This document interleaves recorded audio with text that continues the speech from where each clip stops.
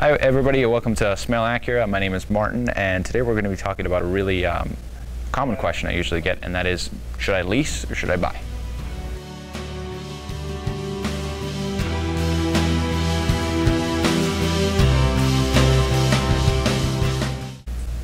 There's a lot of misconceptions about leasing, and I think the easiest way to answer that question is to say that most of our customers actually lease because it is the smartest way to buy a vehicle these days.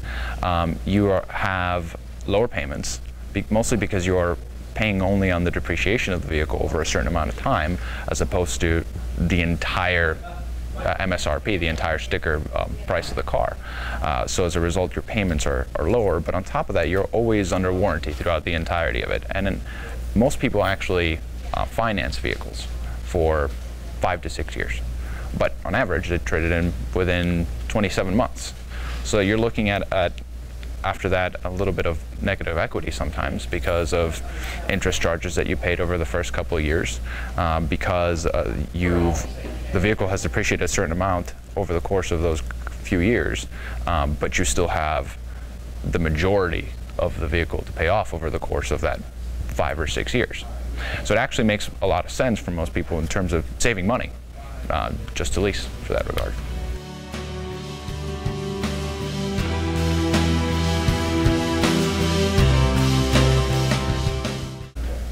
Another concern that I get all the time from customers is, Martin, what about all the charges for excessive wear and tear? Like, what if I get nicks in my door or in my bumper or something like that?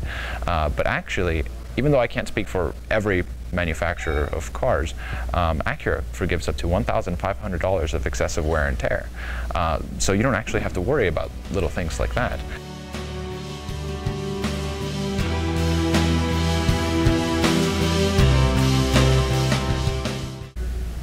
Let's say for a moment that you were to have an accident, God forbid, and your vehicle were to be damaged. On a finance, what would happen is when you went to trade in your vehicle, you would see a negative mark on your vehicle history, such as your Carfax, and that would cause excessive depreciation. However, on a lease, one great benefit is that you could just turn it in at the end of the lease. You're not responsible for the additional damage, as long as the damage was fixed. Like, let's say your insurance company covered it, and you took it to a body shop, and they fix it up. You don't have to worry about it. The responsibility falls on the company who leased the vehicle out. So you don't have to worry about having that extra nick, let's say, on the value of your vehicle. You don't have to worry about haggling about your trade-in value at all, because you just turned it in and you go and get a new one, oftentimes for the same, if not even a better lease.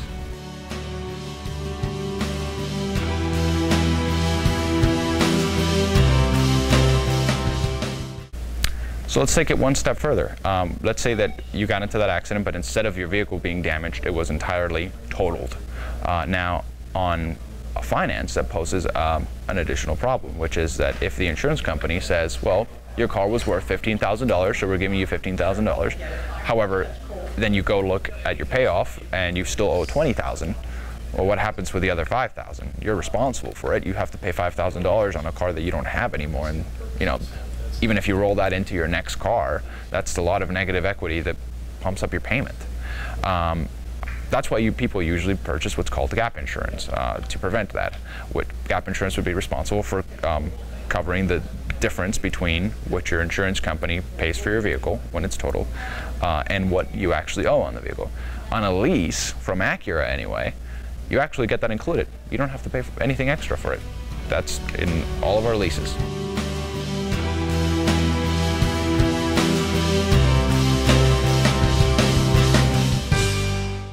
Now, at the end of the lease, you have 4 options. You could choose to purchase the vehicle. Let's say you really, really like it. You can buy it for that original predetermined price, which was the residual value we were talking about earlier. You could also, the second option is you could choose to turn it in and walk away. You're welcome to do whatever you want after that. Look at a different vehicle. The other option is you could also lease a new vehicle. That usually waives your acquisition fee. And the fourth option, and this is one that most people really don't know about, and in fact I get this all the time. If somebody tells me, well, I'm used to keeping my cars for a long time and I have positive equity and I use that as down payment towards my next purchase. But what people don't realize is that while you can have negative equity in a finance, you can only have positive equity in a lease. And you ask, well, how can I have positive equity in a lease? Well, let's say that you purchased additional miles, or you had a lease that was 12,000 miles, but you only drove 8,000 a year instead of 12,000. You paid for additional miles that you didn't use. And a lot of times that equates to what's called positive equity. So you could use that as trade-in value towards either a new lease or a new purchase.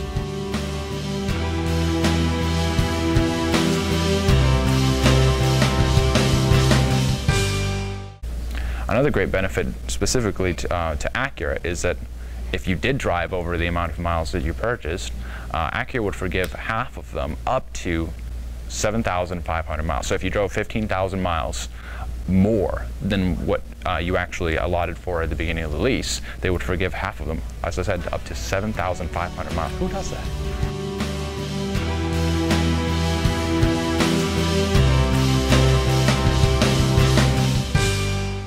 Now, what if the reverse is true? What if you've driven less miles than what you allocated at the beginning of the lease?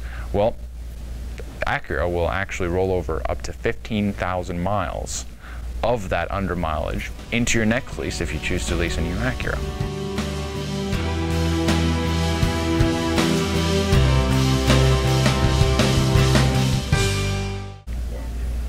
Once again, I'm Martin here at Smail Acura. I hope I answered some of your questions about leasing and purchasing. If you have any additional questions, stop by the dealership, say hi, have a cup of coffee, give us a call at 724-834-1160. Let us know what other questions you have, that way we can answer them for you.